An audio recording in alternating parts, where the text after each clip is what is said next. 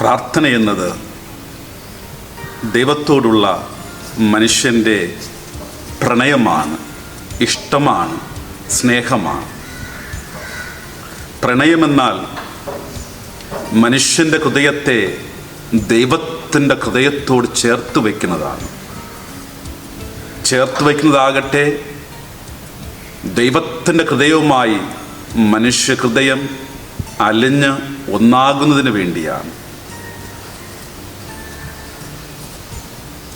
മോശ തൻ്റെ ഹൃദയം ദൈവത്തിൻ്റെ ഹൃദയത്തോട് ചേർത്ത് വയ്ക്കുവാൻ സീനായ് മലയിൽ ചിലവിട്ടത് 40 ദിനരാത്രങ്ങൾ. 40-ാം നാൾ മോശയുടെ മുഖം പ്രകാശിച്ചു. കൊലപാതകിയായിരുന്ന മോശ ഈ ലോകത്തിലെ ഏറ്റവും സൗമ്യനായിട്ടുള്ള മനുഷ്യനായി രൂപാന്തരം പ്രാപിക്കുന്നു.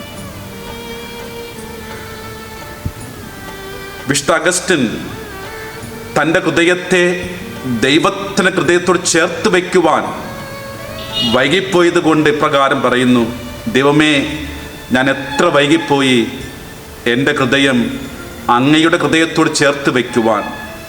അതുവരെയും എൻ്റെ ആത്മാവ് അസ്വസ്ഥമായിരിക്കും. ആവിലായിൽ അമ്മ ത്രേസ്യയും പറയുന്നുണ്ട്, പ്രാർത്ഥന എന്നുള്ളത് പ്രണയമെന്നും സ്നേഹമെന്നും.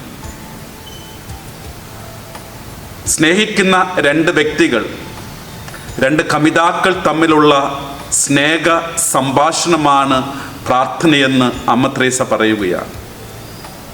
ഈ തപസ്സുകാലത്തിൽ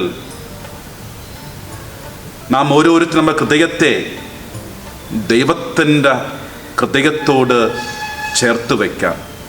അങ്ങനെ പ്രാർത്ഥനയുടെ മനുഷ്യരായി നമ്മൾ മാറാം.